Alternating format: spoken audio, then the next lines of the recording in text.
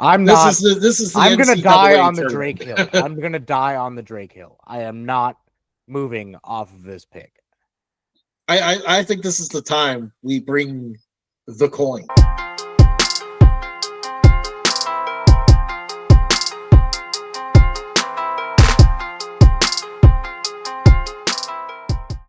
Hello, hello, hello, and welcome to this beautiful Wednesday, uh, March 19th, 2025.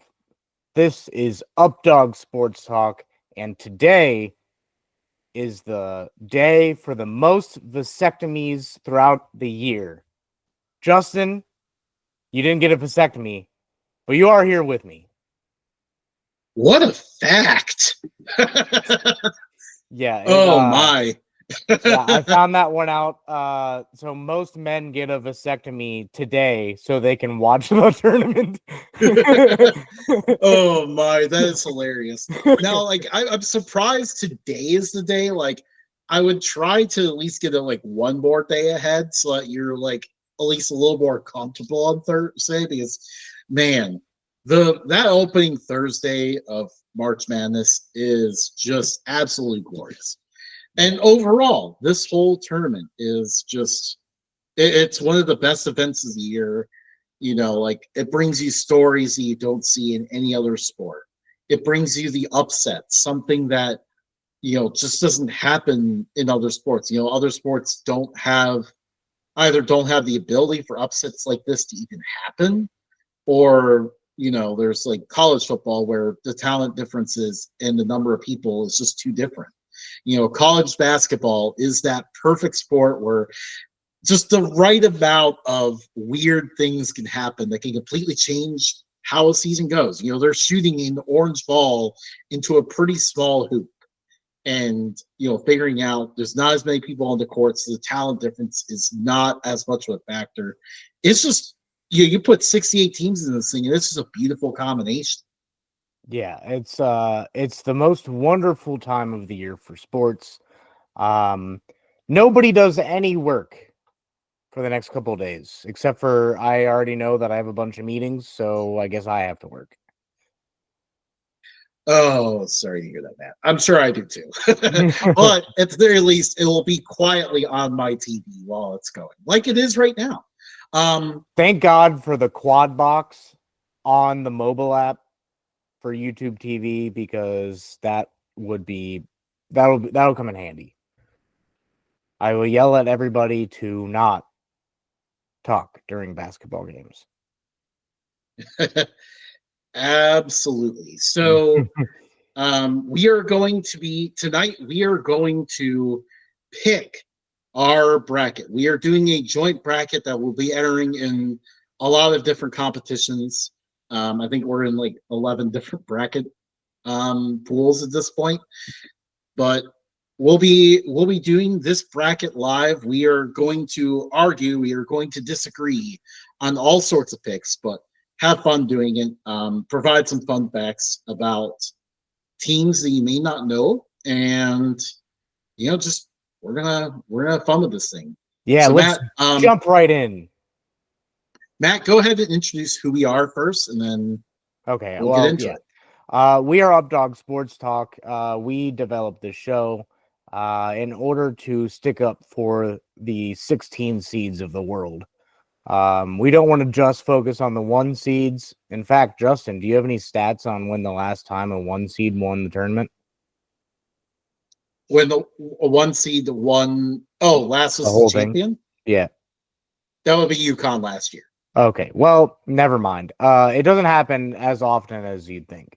But we represent the 16 seeds in the world, the top overall NFL draft picks, those teams of the world. We don't just focus on the top, we focus on the bottom as well. Try to give an even perspective of everything, and sit back, relax, and we are Updog Sports Talk. Yeah. So I guess before we begin with the bracket here, Matt, there was definitely some controversy when the bracket came out. Yeah, it was SEC heavy, and I am not too fond of that. I honestly hope all 14 SEC teams lose in the first round, but that's probably not going to be possible at this point. Yeah, definitely not possible. But I think a lot of people raise this thing about North Carolina getting in over West Virginia. West Virginia was a good team, and West Virginia. we put this. By the way, there's a commercial playing that song. I'm like, that's just brutal to do during this time where you didn't let West Virginia in the tournament. And also, it's not even John Denver; it's a cover song. But make John Denver great again. West Virginia had all these good wins, and they use an injury excuse, but they use an injury excuse for a player that hasn't played in the year of 2025. And they picked up several quality wins since he's been out. So it did not make sense. And that's typically the situation where, we have a bunch of people that aren't paying attention to all the games, aren't really paying full attention, and then all of a sudden we put them in the room and have them make decisions that impact everyone. Are we not so certain that the same people making the college football playoff are the same people picking the tournament at this point? I mean, it kind of is, because we continue to have sitting athletic directors and presidents on these committees. So, I mean, not the same exact people, but certainly very similar people. They either don't have the time or just don't care to pay attention to what's going on. And also, then we sit them in the room and we have to make decisions. I forgot to show off my shirt. It says, "Ask me about Updog." Shout out to my aunt who gave it to me for Christmas, and forgot to wear it on the program until now. So excited about this shirt. Sorry, Justin, for interrupting. I have ADHD. I will probably do it again. Yes, this happens. This happens often, but we continue, we adjust, and we continue on. But like we have this committee that is not paying attention to the entire sport, and then they go into a room, make decisions, kind of just based on whatever they want to make decisions on, and then ESPN lobs up, or ESPN or whoever lobs up softball questions, and then they get half-baked responses to them. That's basically what we end up with. But in general, I don't know if we're even properly evaluating the situation when it comes to, mid-majors. We're seeing less of them in the tournament. And it's not because of mid-major performance. It's because of how we're evaluating teams. Power Fives are progressively continuing to schedule in ways that starve them of bids. The mid-majors they do play are usually towards the bottom of their respective conferences. So, generally they don't have a shot. And then even when they do play a mid-major, it is always at their home site. So, like, these teams in the tournament are facing their most advantageous possible situation that they've had against Power Five all year. We have 14 of the mid-majors in this tournament playing a Power Five team for the first time on a neutral site. Every time they've played a Power Five team, they have played them on the road. So that's one thing. And then also 3 of them, High Point, UC San Diego, and Akron, who we'll mention are really good teams, couldn't even get bought. They couldn't even be bought for a Power 5 game this year. So it's just very interesting how the scheduling goes. And no one seems to want to address it. And obviously, the net situation is just something else, too, because it's very arbitrary rankings. And, Q3 is the third quadrant has like a range of over like 100 something teams. So like the teams in the top of that quadrant are a lot different than the ones that are. And of course, but okay, finish your thought, because I know people didn't come here for this. I know they came here to watch us pick. Yes. So the last point, using metrics. Why is ESPN's BPI included in this? Why is this in the formula? It's annoying that it even exists. It's so bad. And then they use it for this too. Can't do that. Anyways, more positive conversation. It's time to dive into the bracket. And to kick off our 2025 March Madness bracket, we are going to start in the South region. Justin, number 1 Auburn versus number 16 Alabama State. There are some saying that Alabama State is due. We're not going to make such bold proclamations. This is They are 9-1 in 1 their last 16. 10 games. That is true. But yeah, this is a 1 versus 16 seed. If it happens, awesome. We're not going to pick it. Let's go with Auburn. Auburn it is. I'm not going to debate you on that one. Up next, number 8, Louisville. Number 9, Creighton. Who you got? This is an interesting game because I don't think either one of these teams is happy where they ended up here. It feels like both of them are underseeded. Creighton just went to the Big East championship game. Yeah. 9 seed for them just feels really low. But then you get a Louisville team that probably should have been on the 6 line. And now what are they doing down here at 8? It makes no sense. But at the same time, Louisville has one thing to their advantage. This region here, this quadrant of 4 games is being played in Lexington, only a couple hours down the road from Louisville. So Louisville basically they're going to have an advantage in terms of the fans in the stands for this. Home court advantage almost. That makes, in a tight game like this, that makes me want to go Louisville for sure. Yeah, I agree. Not looking great so far because we're in agreement on an entire next round matchup. But yeah, Auburn versus Louisville. That's gonna be a good matchup. Next up, we have number 5 Michigan versus number 12 UC San Diego. Justin, who you got? Man, this is a tough one because there's one huge advantage here that I think a lot of people saw it right away. For one, these are 2 top 30 teams playing here in the first round. That's kind of UC San Diego is way underseeded. They are a very good team. One of the big matchup advantages here is that Michigan turns the ball over a lot, and UC San Diego thrives on turnovers. That's going to be one interesting thing to watch. But Michigan also has a size advantage. I've noticed that a lot of people have been picking this upset, and I feel like the popular upset is not the one that happens. So I've got Michigan here. I disagree with you. I am so happy to say this. So the 5 versus 12 matchup used to be the let's see which 4 of these games ends up being the upset. And that upset region has now moved to the 6-11 matchup. However, UC San Diego has a really good defense. They only give up 61 points per game, Justin. I am gonna bet the over on Michigan there, but I don't know. They got a really good defense, and Michigan has 2 guys that are game time decisions. I gotta go. Those guys are going to play. I still gotta go UC San Diego. I think they can make a little bit of a run here. They got a really good defense. I'm still thinking Michigan just because they have the size inside. Dusty May has been here before, knows how to win in the tournament. There's that factor. UC San Diego's new to the tournament. I'll also drop this bag of knowledge here. UC San Diego is making their first tournament appearance. Teams making their first tournament appearance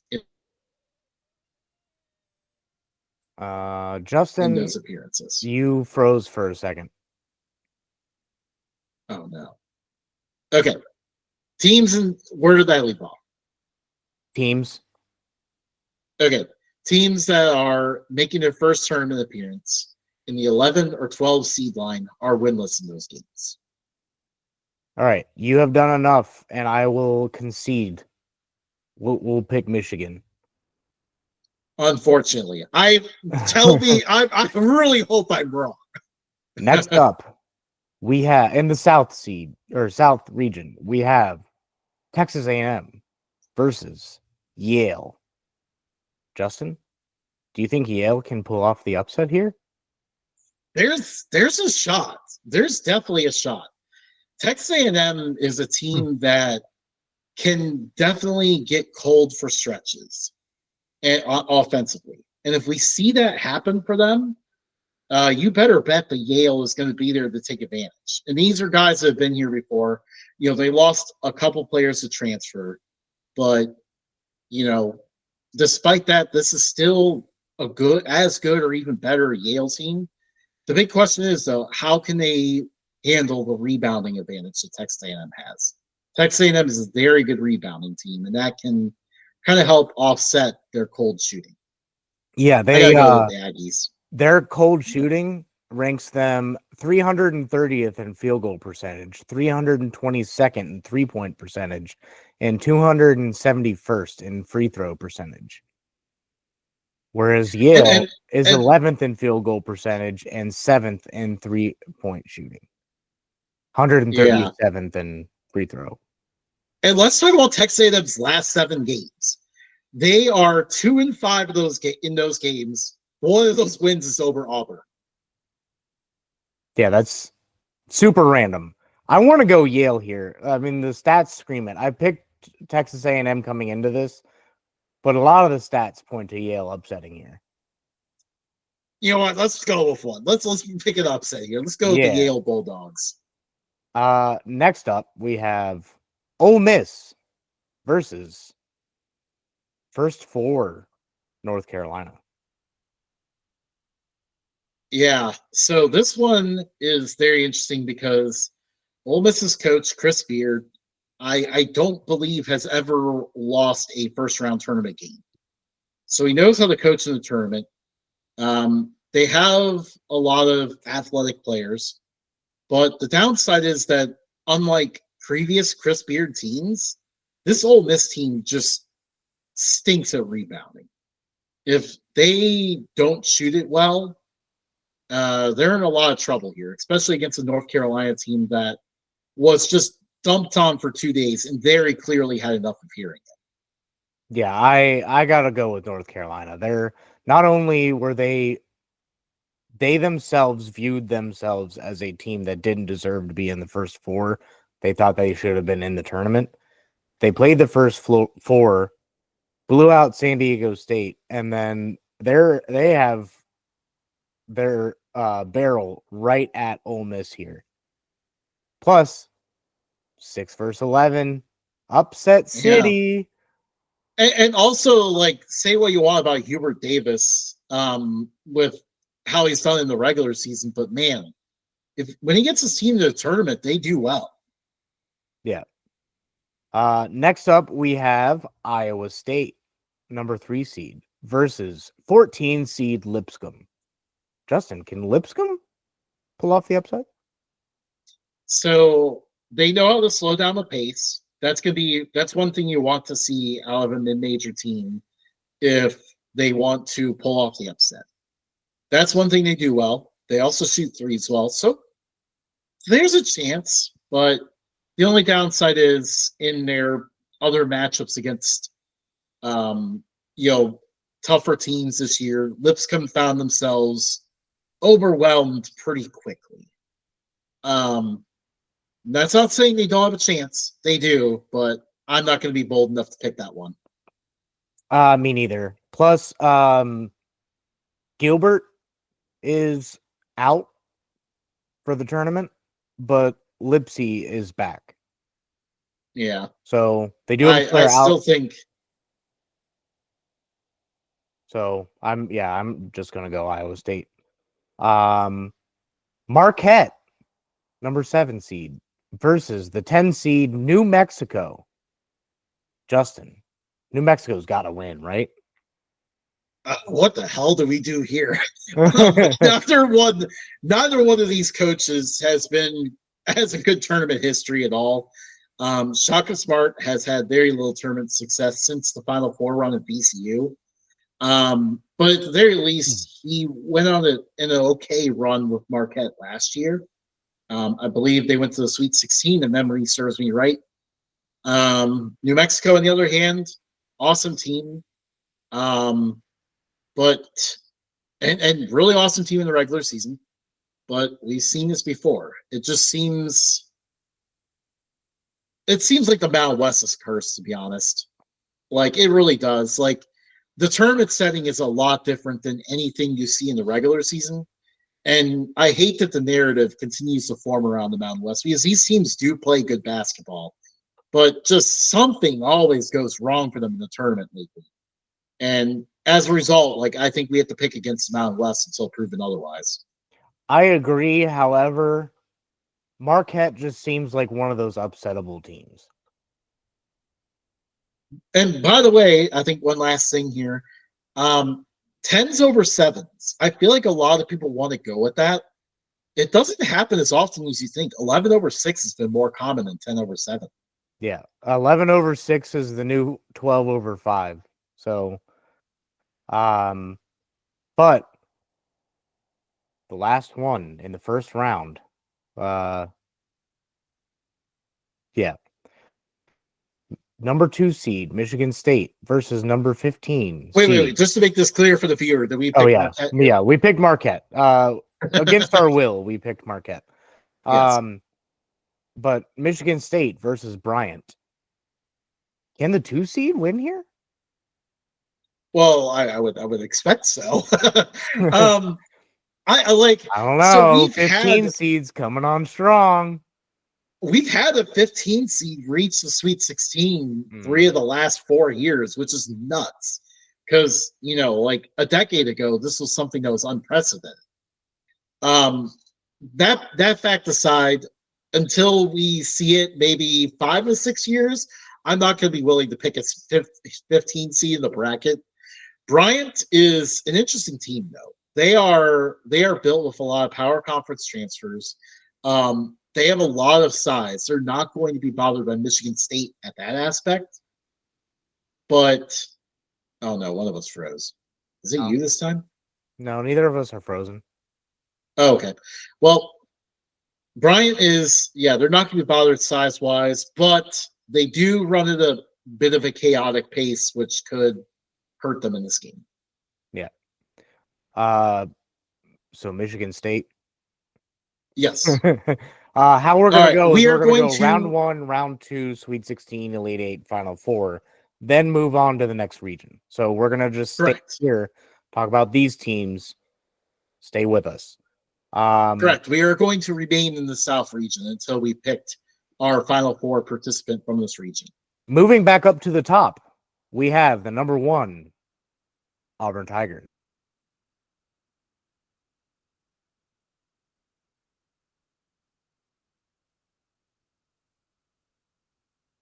Uh-oh. I'm talking to you. Oh, okay. Okay. I was the one that was frozen that time. Yeah. Yeah. So again, home field advantage here for Louisville. Auburn has backslid defensively the last few games. Do I sniff an upset here? I didn't realize this. I didn't think I saw it on the report yesterday, but Louisville has 4 players out. They do. But despite this, Louisville did make a run to the ACC championship. I'm still gonna go Auburn. Auburn's a powerhouse right now. Yeah. All right. I'm not gonna fight you too hard on that one. All right. Because we chose this to happen. Number 5, Michigan versus number 13, Yale. Oh gosh. This is gonna be a Michigan Sweet 16 run that I absolutely hate. Unfortunately, pull it off? No. Usually Yale can be good for a game, but probably not 2. Also, Michigan, each time they've reached the tournament, and I missed how many years in a row it is, but each time they've reached the tournament, they made the Sweet 16 at a minimum. All right, well, changes my bracket. And Yale beating Texas A&M is like the perfect scenario for that to happen.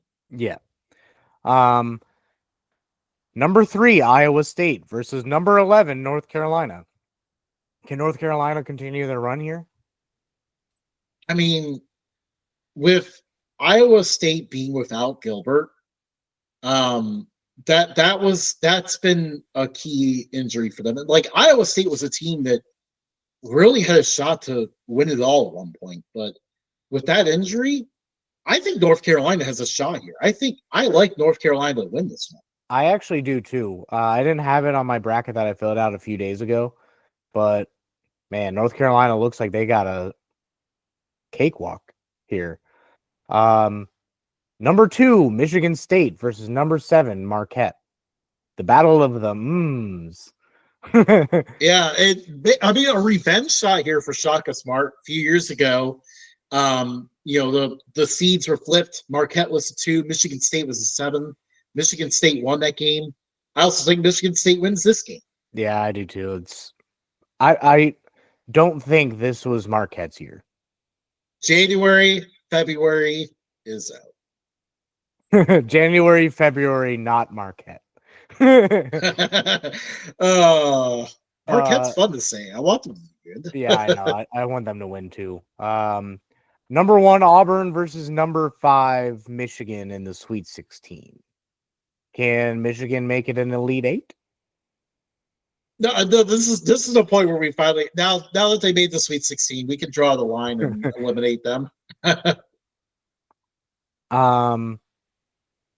Yeah, I agree. Their first true test of the tournament. North Carolina, number 11 seed versus number 2 seed Michigan State. Can the Sparties lose to the Tar Heels? So this is where it gets interesting in terms of like picking our bracket here because Michigan State is a team that started the season unranked the preseason. Teams that fit the profile of starting the season unranked and becoming a 1 or 2 seed are 0-37 on making the Final Four. So we do have to eliminate Michigan State at some point.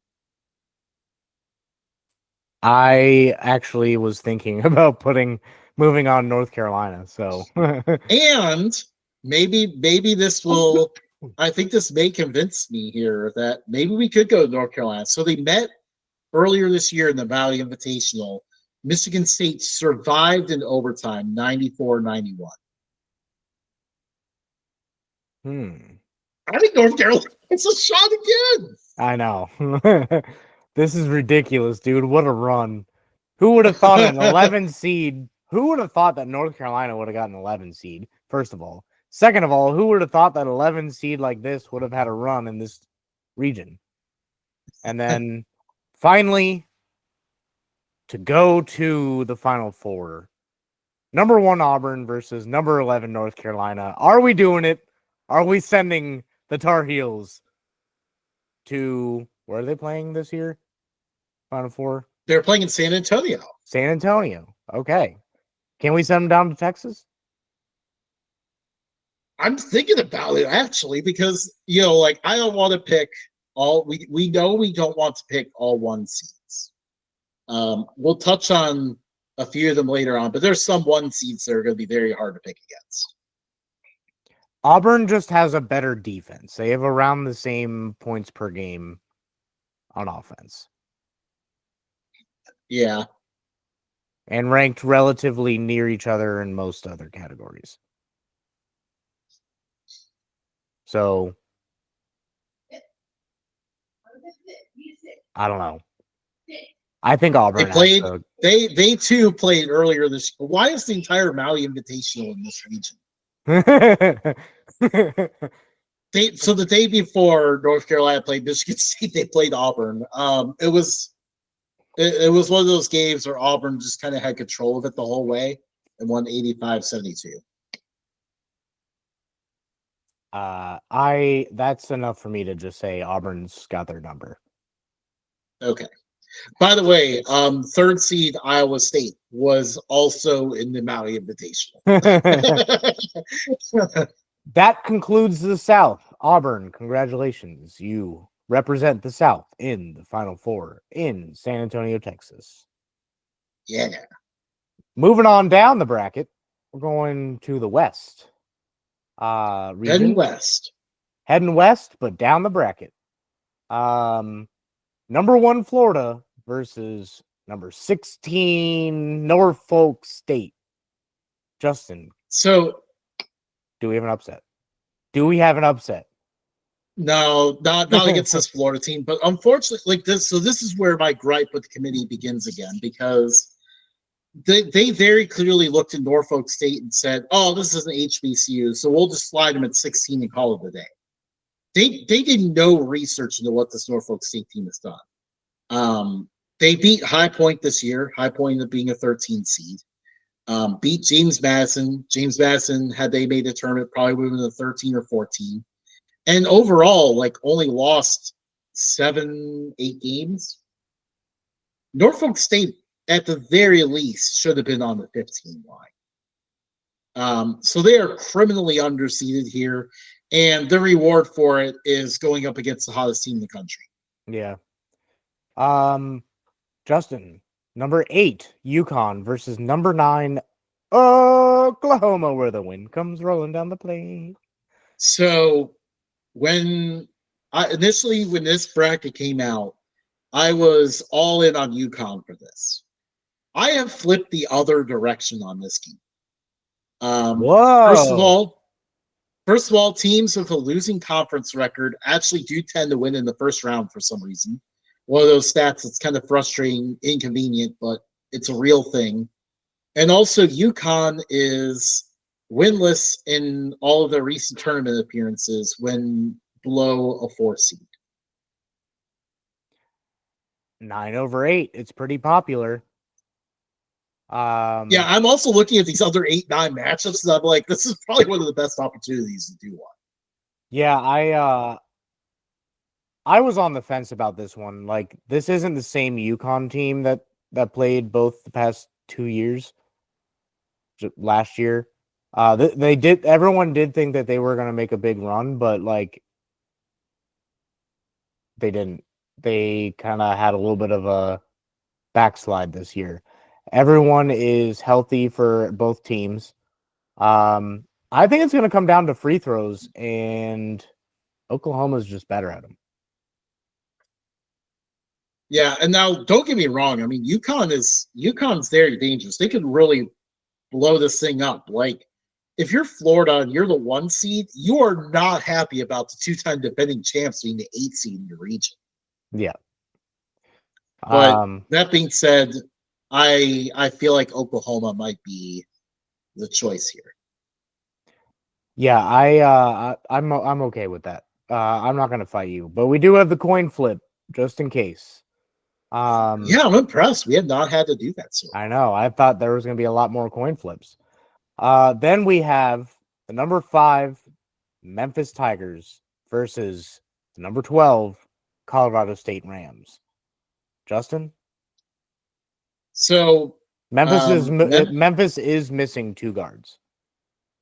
Yeah. Hunter is one of their best players. That hurts. The one good thing for Memphis is if they can get past this one, it sounds like Hunter can make his way back to the next game. Yeah. So can they survive this one is the big question. Colorado State is a very tough opponent to get. And this is the beauty of what conference tournaments can do, because Colorado State, they kind of lost some guys from last year's team that destroyed Virginia in the first 4. They had to replace those guys. Started out the season slow, 5-5, and that, unfortunately, 10 games in, eliminated them from the at-large conversation, which kind of sucks. But conference tournament gave them a chance to redeem themselves, because they ended the year looking like an at-large team, and then they ended up proving it by winning the conference tournament. Yeah, and they have a really good defense. Teams don't score a ton of points on them. Yeah, which is going to frustrate Memphis because they want to run. What's interesting is Vegas has Colorado State favored. This is the first time a 12 seed has been favored over a 5 since 2017, when Mid-10 State was favored over a 5 seed Minnesota, and Mid-10 State won by 11. I did find out the stat around this one because I've been looking for it all week. The 12 seed of those 7 games, the 12 seed has won 4 times when being favored. What do you Like want to do with that all one? time? Yeah, so all time there's been 7 occasions where the 12 seed's been favored over the 5, and the 12 seed won 4 of those times. I mean, with the injuries and the defense, I'm thinking Colorado State. Yeah, and not trying to get too far ahead here, but we did not pick UC San Diego over Michigan, and we'll break it down later. But I don't like the other 5-12, so we're going to pick a 5-12. This is the one to pick. Yeah. Moving down the bracket, number 4, Maryland. Mary had a fairy named Larryland. Versus Grand Canyon University. Who we got? Yeah. So this is a fun one here. We got the Crab 5. That's what they call Maryland's starting lineup. They are the highest scoring starting 5 in the entire country. Now, why is that? Because Maryland, those 5 basically play the whole game. Maryland does not have any depth. But those 5 are spectacular. It's very weird when you see a game like this, like Grand Canyon actually has more depth than Maryland does. Grand Canyon, everyone remembers they upset St. Mary's last year in the tournament. It hasn't been quite the same ride for them this year, even though they returned a lot of key guys. Grant Foster is Grand Canyon's best player. He's been battling injuries all year. He played 29 minutes in the WAC championship. So maybe that's a sign that he's good to go. I hope. One other thing that helps Grand Canyon is this game is in Seattle. So there's going to be a lot more Grand Canyon fans here than Maryland fans. That being said, I can't go against a Crab 5 here. Me neither. I don't think 13 over 4 happens very often either. So it's not frequent. Like, it's a very interesting thing because if you want to bet on the game, you can bet on a 13 to cover. 13s are very good at covering. They're not great at actually coming out with a win. Yeah. Moving on to the one that I've been wanting to talk about the whole time.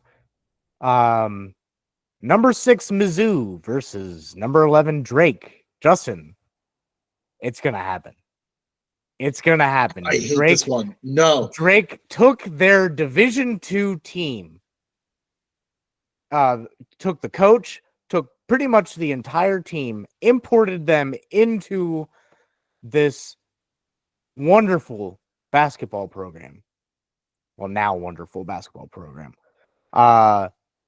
And they have an okay offense, but they have a really good defense and a slow-paced offense. This is the perfect storm. It does feel like that, but I hate this matchup. I hate this game. Missouri is, I think, the toughest 6 seed of all the 6 seeds. They actually probably should have been a 5. Drake should have also been higher than an 11. Again, my gripe with the committee here is with this 11 seed, like, are they saying Drake wouldn't have made the tournament if they didn't win the Missouri Valley? Because they only lost 3 games. That's ridiculous. Yeah. And with key non-conference wins, by the way. So this Drake team is really good, but Missouri's really good too. I mean, we're looking at like a top 25 matchup here in the first round. Missouri is a team that rebounds really well. They have a great offense. Their one weakness is their defense isn't great at times. So Drake is going to need to be able to score and to keep up with them. This one's tough. I want to lean Missouri just because it feels like the public is on Drake. Their best player is a game time decision, Justin. Missouri's is. He's playing. Is he? Okay. Just want to throw that out there. I'm going to die on the Drake Hill. I'm going to die on the Drake Hill. I am not moving off of this pick. I think this is the time we bring the coin. I am using Google's Flip a Coin simulator. Heads, I mean, it's 6 and 11, so heads and tails. It makes it kind of easy that way. Yeah, heads is the higher seed, tails is the lower seed. Heads. Well, when you're wrong, hey, I hope I'm wrong. I want to see this Drake team go. When you're wrong, you can tear up our bracket at the same time. I will gladly do that. I want to be wrong about that game. Texas State versus Texas State Tech. That's what I say. Texas State. Yeah. Okay, my bad. Texas Tech versus UNC Wilmington. Man, like UNC Wilmington is. I did not see them as a 14 seed. No, they got a bad draw. They are a really good 14 seed. They are great on defense. They can shoot threes pretty well. Now 2-point might be a little bit more of a struggle, but Texas Tech, on the other hand, also with a great defense. But the main thing that's been different for Texas Tech compared to their coach's previous teams is like they could score too. This Texas Tech team is probably too good, but man, UNC Wilmington they're a team I like. I hate the draw they got. Yeah, Texas Tech. I mean, sucks for UNC Wilmington. Hope they win. I hope every low seed win or high seed wins. Yeah. However you want to look at it. The number that is greater than the smaller number. I hope those teams wins. Next, probably our favorite matchup, Kansas versus Arkansas. The winner decides the proper way. I don't know. I almost had to flip a coin myself on this. I think Kansas, just because Kansas is always gonna do decent, even as a 7 seed. They really disappointed this year, though. Yeah, they're terrible at shooting free throws. It was so interesting to look at this one, and honestly, like this is one of the hardest games to pick. But if I were to peek ahead here at the rest of the bracket, I do think if we want to pick a 10/7, this is probably the 10 we have to pick. Yeah, they score about the same amount of points. They score kind of around this, or give up kind of around the same amount of points. Kansas gives up 2 less points than Arkansas. But it's about the same. And then pretty much they're both bad at a lot of things.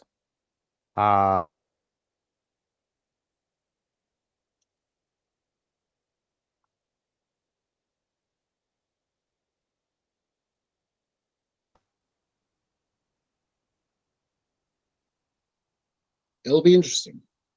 So who are we going with? Arkansas?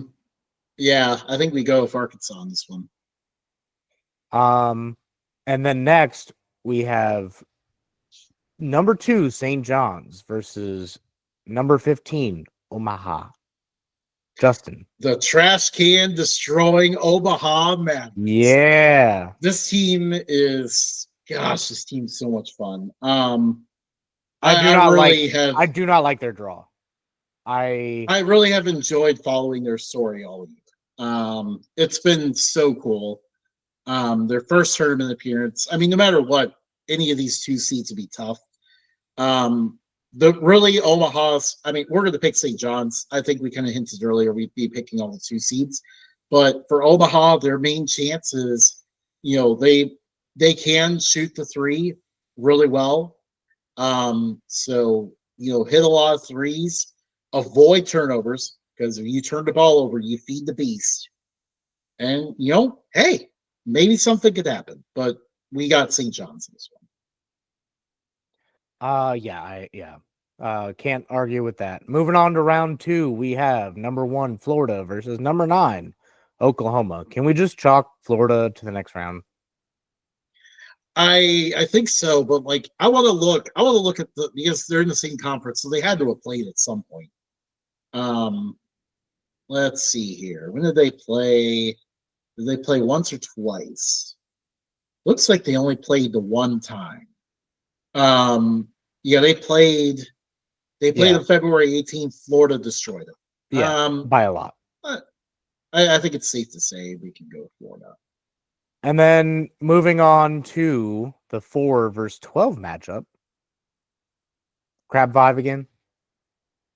We'll ride with the Crab Five. uh number 6 Missouri versus number 3 Texas Tech. I think Texas Tech is just too strong for Missouri right now. I hate Yeah, to I pick the agree. higher seed each game right now, but I think this may be the region where that happens. Yeah, I mean, we got the 11th seed going to the Elite Eight. I think we're doing pretty good at upsets. Yeah, Texas Tech is really good. Hey, now maybe this is where we can come up with the upset here because, um, St. John's. This could be Arkansas is a team that played better late. A little dangerous here as a 10 seed. Maybe we consider this one. I don't know. I listened to Rick Pitino talk the other day, and I'm just so fired up for him. I think that he didn't start the season off how he wanted, but he ended how he wanted, and I think St. John's is going to carry his momentum. He had me wanting Well, to run through a brick wall with him. we can go with St. John's. However, Justin, can number 1 Florida lose to the Crab 5? This is probably the point where I begin to worry that the lack of depth for the Crab Five, lack of depth behind the Crab Five, is troubling. Um, so yeah, I think Florida ends up winning here. Florida is a lot deeper, Yeah. and I I was mean wanting to do Maryland, but we did not touch on this, but Maryland's coach Kevin Willard has never made the Sweet 16 before. Um, so obviously we already were a little bold having them go that far, but yeah, we'll have to go with Florida on this one. yeah, And then Texas Tech and St. John's. Matt, I'm thinking Texas Tech here. I am too. I can't argue with that. How are their how's their injuries shaking out? Are 3 of the 4 playing? Yeah, Okay. Yeah. yeah, I think we're looking good there. Okay. Texas Yeah. Tech is one of those teams that can really do it all. I'm very impressed with this Red Raiders team. I am And too. I actually thought they could have gotten a higher seed than a 3. it was tough. It was tough with the 2 seeds that we had, but Texas Tech is a team that they could beat anybody. Yeah. And Number 1 Florida. mentioning that, like, we're in a position here where we don't want to put too many 1 seeds in. I do think Texas Tech is a team that can end Florida's hot streak. Do we do it? Do we do the upset here? I'm down. All right, Texas Tech to the Final Four. I mean, very few teams possess the upside to compete with Florida, but Texas Tech is definitely one of those teams. Yeah. We definitely had to fade St. John's.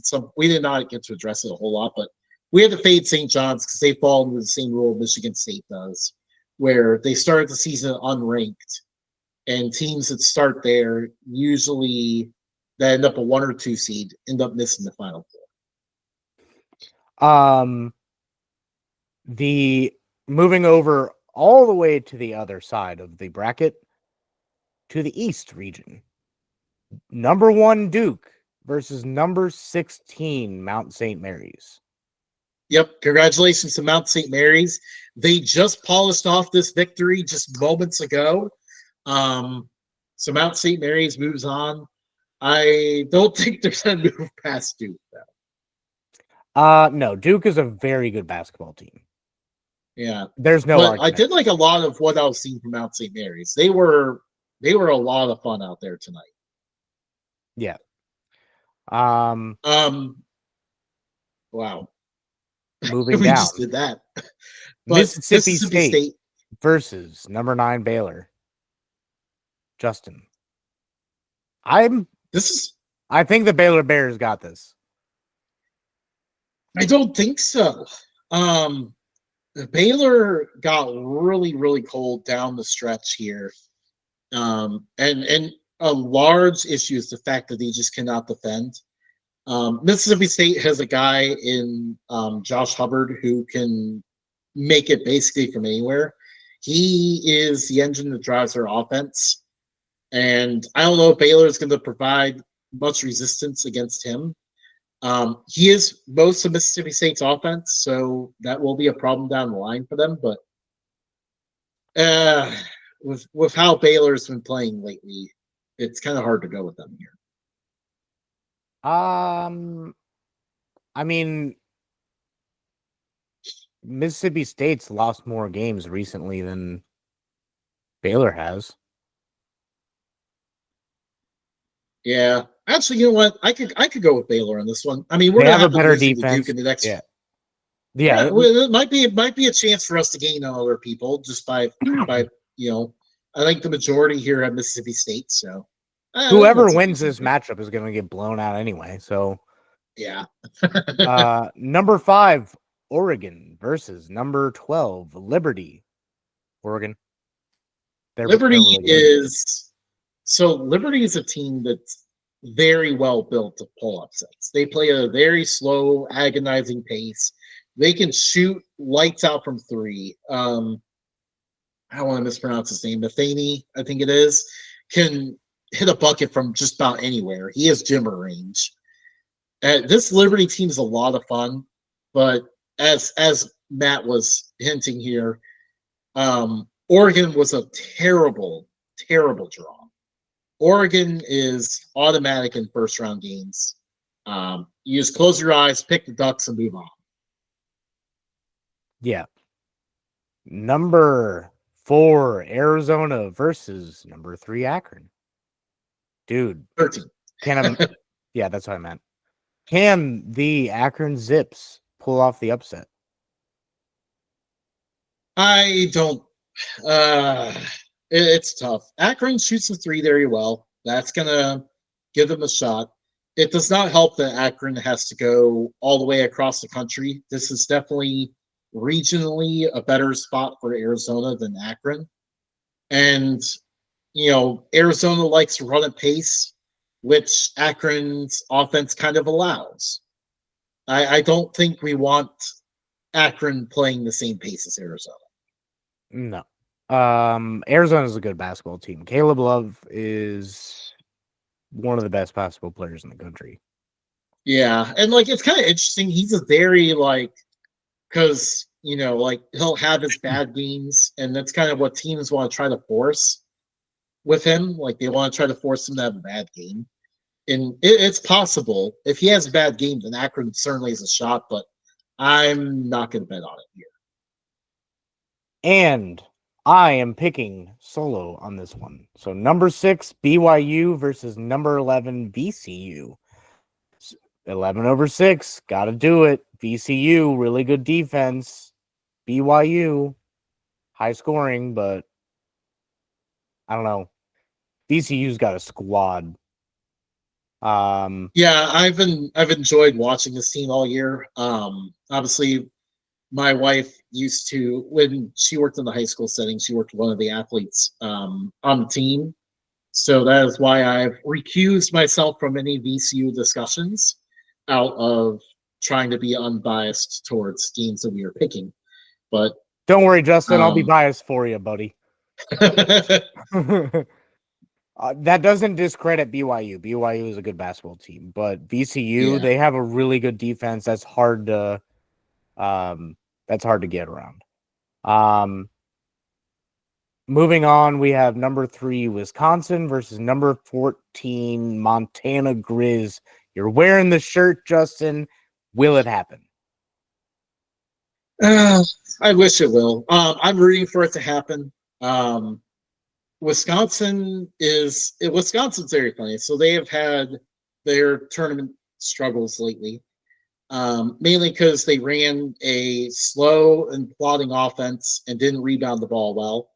This year they changed it up a little bit. They decided, you know what, we're going to be aggressive on offense, and they are.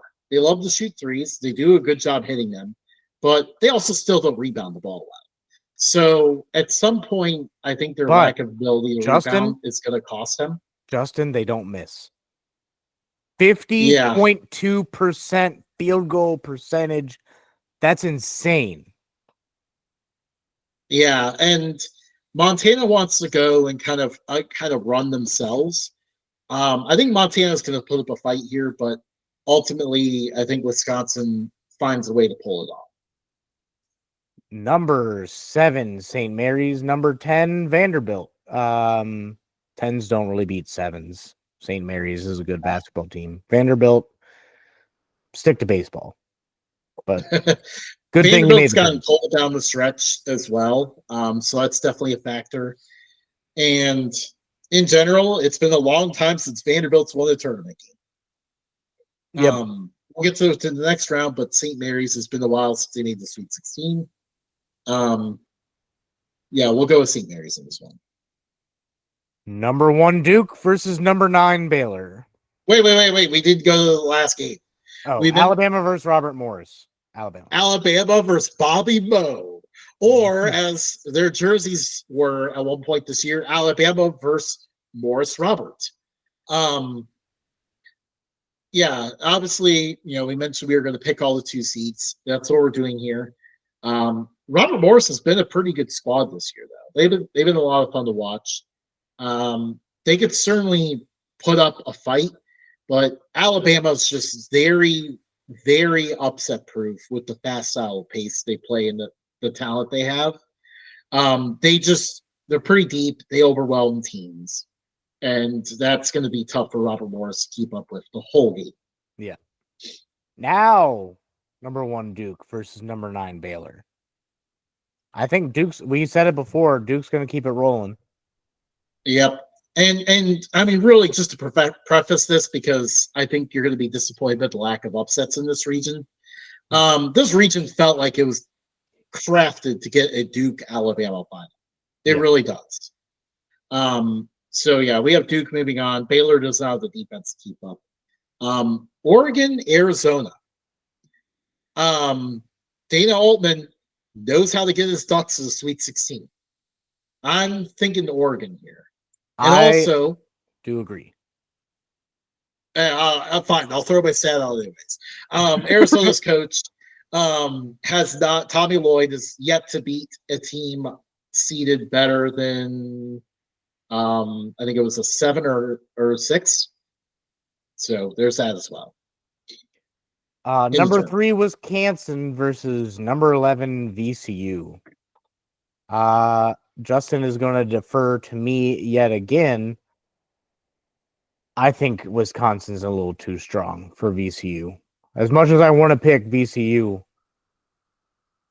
82% free throw percentage, even if VCU keeps it close.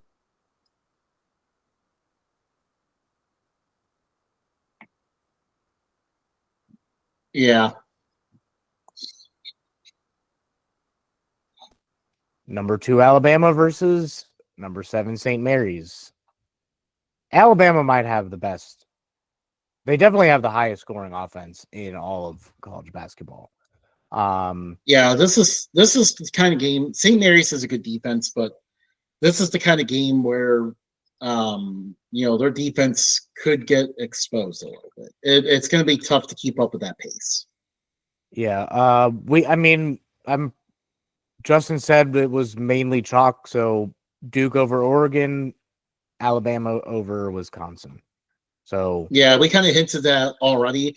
That being said, though, if anything's going to disrupt that Duke Alabama matchup, I am looking at Oregon. I'm looking at the Ducks to potentially do it, because not only did Oregon beat Alabama earlier this year. Yeah. And then this is Duke and Alabama is definitely going to be quite the showdown. I think this is finally the point where we we've talked about Alabama's offense a lot when advancing them. I think this is finally the point where we start to see Alabama's defense become an issue. Yeah. Duke is just a very well-rounded team. I mean, we saw that when they won the ACC tournament without their best player, Cooper Flag. Duke is a tough team this year. Yeah, and Alabama gives up a lot of points also. So I think one of the higher they have one of the higher point totals given up among teams in the entire tournament. So I agree. Cooper Flag, best player in the country, number 1 overall pick, gonna get them to the Final Four. Heading on down. Although he is very welcome to come back to college basketball one more year, transfer to Maine, get the Black Bears, get his hometown Black Bears with his brother into the tournament for the first time ever. Come on, Cooper Flag, do it. Number 1 Houston versus number 16 Sioux. So SIU Edwardsville is very funny because like this is one of the funniest sounding teams because they're like a branch campus of a branch campus. Shout out to them making the tournament for the first time. Houston is a brutal draw because they are just simply a mid-major killer. We have to go with the Cougars in this one, obviously, but yeah. Congratulations to SIU Edwardsville making their first tournament appearance. Number 8 Gonzaga, number 9 Georgia. I mean, Gonzaga knows how to play in tournaments. Yeah. So Gonzaga they don't care how they get there. If they get there, they're doing it. Yeah. So let me look this up real quick. Because I wanted to get the stat right. Because they have made the Sweet 16 of the NCAA tournament in the last, I think, 8 years. Let's see. It has been. Oh no, I'm wrong. It's the last 9 tournament appearances they made the Sweet 16. Yeah. So ever since 2015. Yeah, they just know how to win it come tournament time. So we'll move them on to face Houston. Number 5 Clemson, number 12 McNeese State. McNeese State's head coach decided that he wants to announce prior to the game, one day before the game, that he's leaving. Does that affect? I mean, it's probably more of NC State insiders probably getting very excited about their new coach, probably leaking it out. But now the question is, I mean, on one hand, it's not over their head anymore. Is he leaving? Is he not leaving? No, we know he's leaving. This is the last ride. Or, is the team not going to be ready for this? That's going to be a very interesting question for how this goes. Regardless, I think it's another tough circumstance. Add on top of this is a tough Clemson squad they're going against. McNeese is very deep. They can shoot threes when they want to. They play very tough defense, but Clemson is just so good on rebounding. They are good at defense themselves. Clemson's just a very tough 5 to get. Yeah, and 12 over 5 I did not care for doesn't that happen. matchup. 12 over 5 just doesn't happen that often anymore. So yeah, you can just move Clemson on over. Number 4 Purdue, number 13 High Point. Justin, can the 13 seed beat the 4? High Point is a very good shot. They have a tremendous offense. They're a lot of fun to see play. They are extremely deep also. So depth will not be an issue here for High Point. Purdue is they're very much like a watered down version of what they had last year. Purdue doesn't have Zach Edey anymore. Their amazing run of recruiting ridiculously tall guys has somehow ended. They aren't quite the same, but at the same time, I just don't think High Point is good enough on the defensive end to get them past this tough of a matchup. Yeah. We have number 6, Illinois, and Texas Xavier plays in 5 minutes. So we don't know exactly who Illinois is gonna play.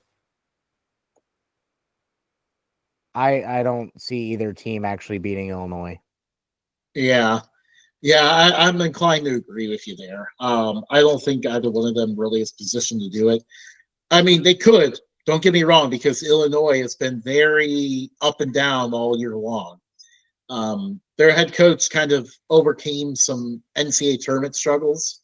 Illinois had been disappointing in recent years, but then last year they overcame that with the Elite Eight run. Obviously, that ended against the wagon of the UConn team in that infamous 30-0 run. But I mean, Infamous. infamous. I know I messed it up. But yeah, I got Illinois moving on. Number 3, Kentucky. Number 14, Troy. Kentucky's a wagon.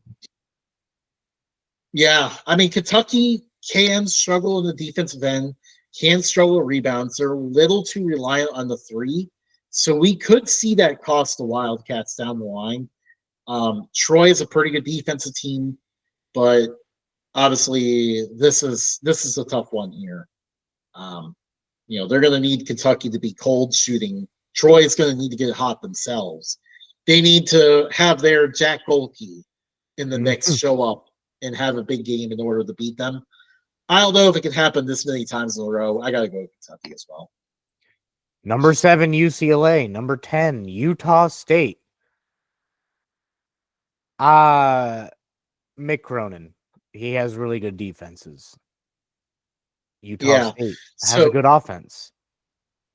Yeah, Utah State has a lot of the squad that went to the tournament last year, won a tournament game before bowing out against Purdue. So, I mean, this is a very good Utah State squad. I felt like they kind of got underseeded a little bit. Unfortunately, again, like it's just kind of hard to not fade them out West here. And it doesn't help that they're going up against a UCLA team that's pretty good. Yeah. UCLA went through an adventure this year. At one point during the year, they kind of had like a mid-season collapse. Mick Cronin was angry at press conferences for like 2 or 3 weeks.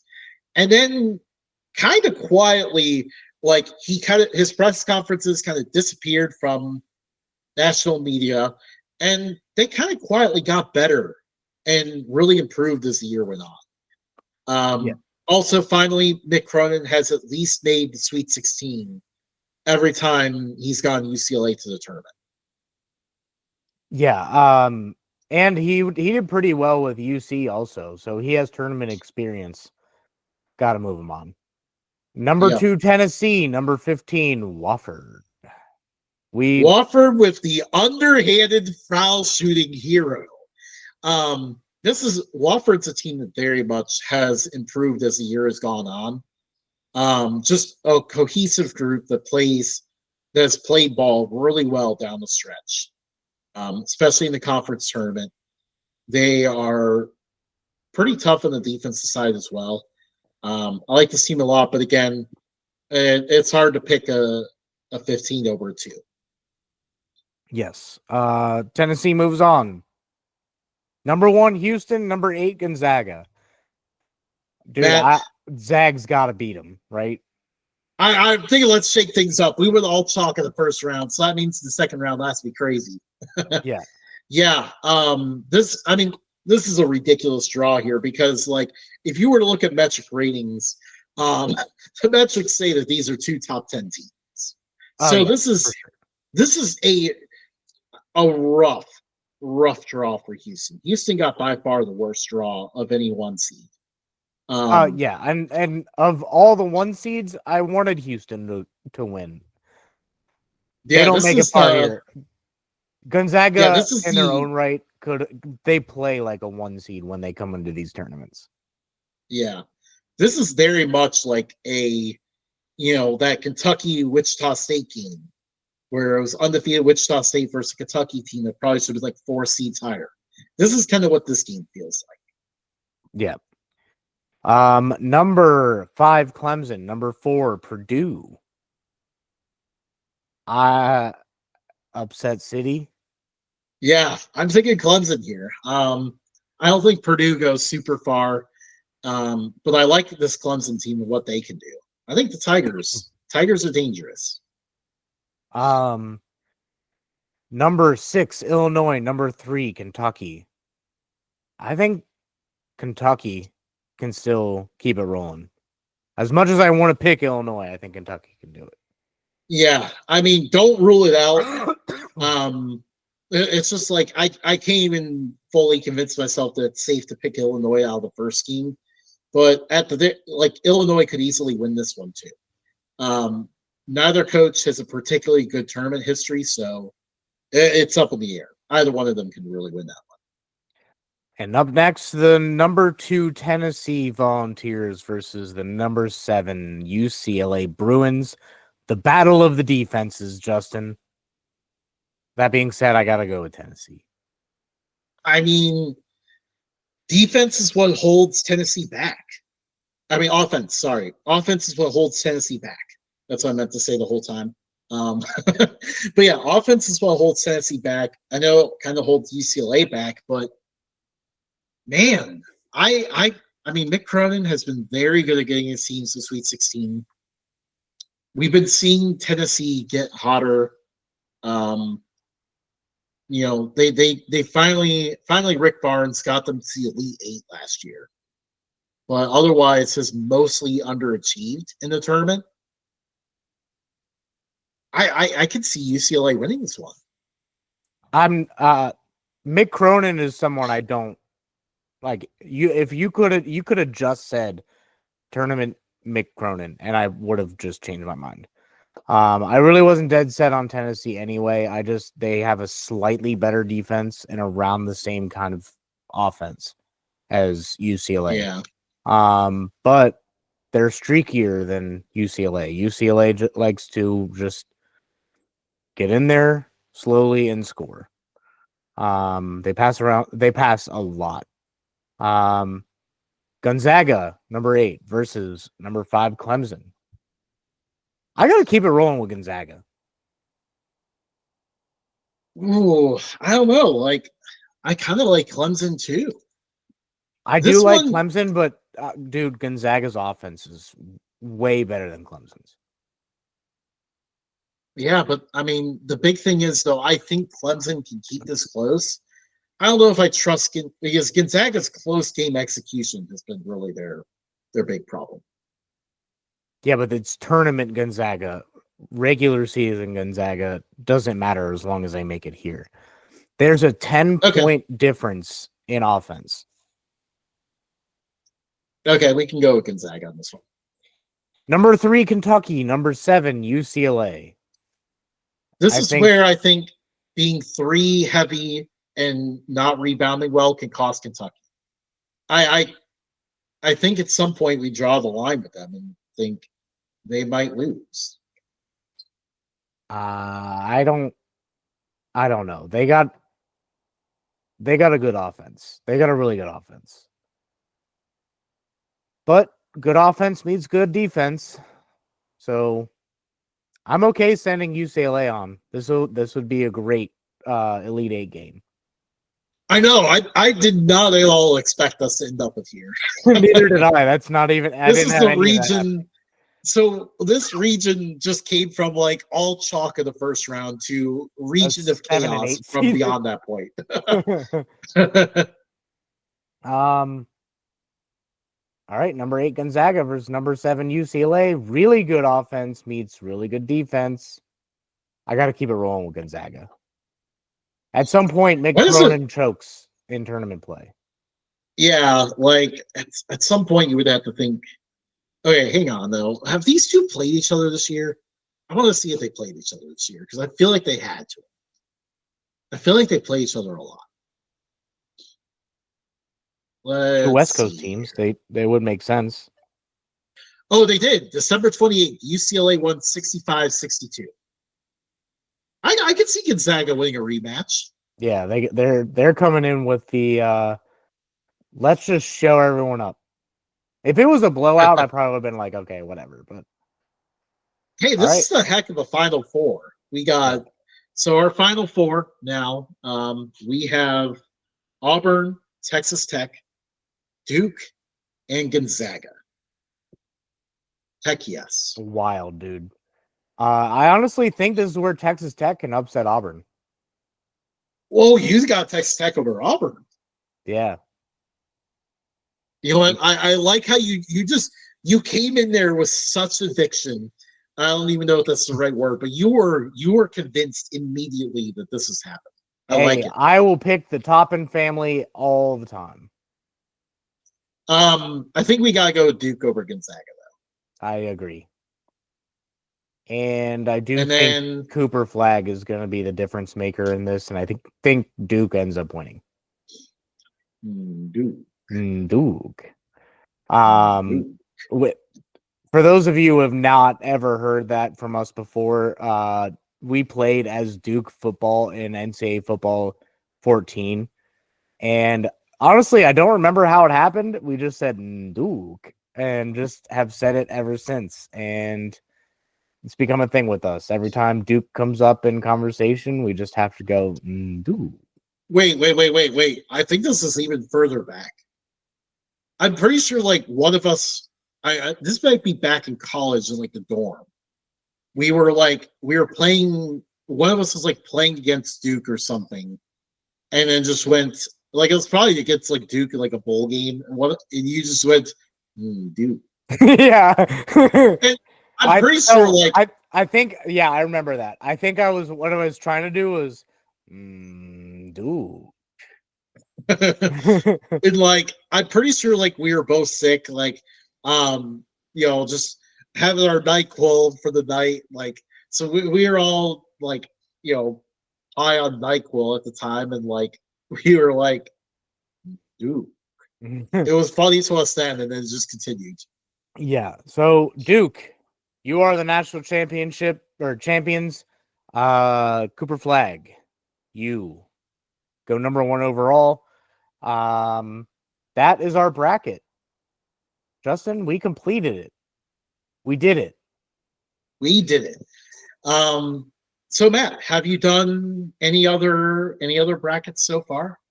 I did one, and I had Iowa State, Duke, St. John's, and UK, and Duke won that one as well. Nice. I thought about putting this together on NCAA or March Madness 2008, but the regions aren't the same, and it's harder to like now figure out which ones play each other. It's very interesting. Like some of these teams aren't even in the game. I could probably look at I could probably name a lot of the teams in the 2008 NCAA tournament just off memory now, because how many times I've had to look at that bracket to try to figure out how to align it perfectly.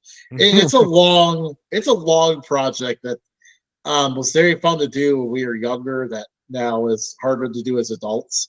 But I am trying to get a coin flip bracket done before the games tip off tomorrow. So we'll see how that goes. The other bracket, each year I have my wife complete a bracket. And this is very fun because I think, a lot of people's wives kind of just like, they choose wherever they're located, their favorite region, or, choose them off mascots or something. Mine is just completely different. Like she'll pick some on heart, like, she'll pick BCU to go. And then like sometimes if like a name kind of cracks her up, like, she likes Gonzaga, so she always has them going pretty far. Or like, Lipscomb was one that cracked her up. Like she'll pick those with no thought. But then also like I'll also see where like my influence wore off on her too. Like, she would be torn and it would pick a team that like I've watched. Like so like like I spent a lot of time this year watching like Norfolk State, Utah State, New Mexico, Colorado State, UNC Wilmington, Omaha. Like I spent a lot of time watching those teams this year, and she saw that on the other TV, so I could see where that wore off, and she picked them. And then also, then there would be random times where she would just look at like a random matchup and really analyze it out of nowhere. Like she'll be like, what is their record? How have they done in their last 10 games? Like she'll ask like all these questions, and I'm like, you're really diving into this one. It's not for every game though. It's just a few. So needless to say, that landed with her Final Four being Michigan State, Houston, Duke, and Grand Canyon. Nice. Great draw. My wife hasn't filled out a bracket in years, but we met slightly before the tournament many years ago, and so our third date we ended up just watching March Madness games. So that was pretty cool. That's awesome. Hasn't really wanted to watch college basketball ever since then, though. So she had a stake in the game back then. She doesn't anymore. She doesn't fill out a bracket. But yeah. Switching from basketball, little last minute housekeeping here. Trey Hendrickson, if he doesn't get a contract from the Bengals, is willing to sit out the entire season. Ooh. Yeah, but Bengals got their offense, so they'll be paper thin on defense. I think they can get a deal done. That looking at T. Higgins and Jamar Chase contracts, they're not big cap hits. Yeah. That's good at least. They at least set that up pretty well. Yeah. And I think if I'm not mistaken, this deal replaces the franchise tag, since T didn't actually sign the franchise tag yet. Yeah, that would replace it for sure. So yeah, that's the housekeeping that we had on the agenda. Give us a like, a subscribe, go ahead and comment on the video. Game time, gents. Sorry, popped in, said podcast brethren, and popped out. So my bad. I missed you on that. Shout out. Salute. Yeah, salute. But do like game time, gents. Like, subscribe, comment. We like to hear your picks too. So even if this video is after the fact, I know this is a time sensitive video, but feel free to also watch it after we're done being live. Let us know who you picked. Yeah, follow us on every social media app.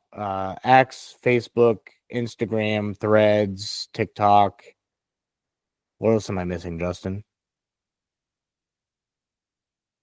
Is that all of them? I don't know. Yeah, follow us on those 5. And at Updog Sports Talk. You can listen to us the day after we go live. Typically Thursday nights, Friday mornings, we get posted on Apple Podcasts, Spotify, YouTube Music, iHeartRadio, Podbean. Go to any of those 5 places and give us a listen if you aren't able to always catch us on YouTube. We do go live. Excellent opportunity just to listen, spare yourself from having to see my face. All good. Yeah. All good there. Also, I mean, obviously it's a little bit easier sometimes for some people to, just plug your earbuds in, not have to watch anything. Yeah, listen to our calamity and our back and forth on any of those 5. And then there was something else. Don't remember what it was. Must have not been important, as my grandma used to say. Must have been a lie. So yeah, that's the show. We go live every Wednesday at 8. So feel free to catch us on YouTube every Wednesday, 8:00 p.m. Eastern Standard Time. Same time, same place. Same bat channel. For those of you who are old enough to remember those cartoons. And yeah, we will catch you next week. This time, next week's topic is a surprise. So we'll catch you next week, Wednesday, 8:00. See you guys. Catch you on the flippity flip.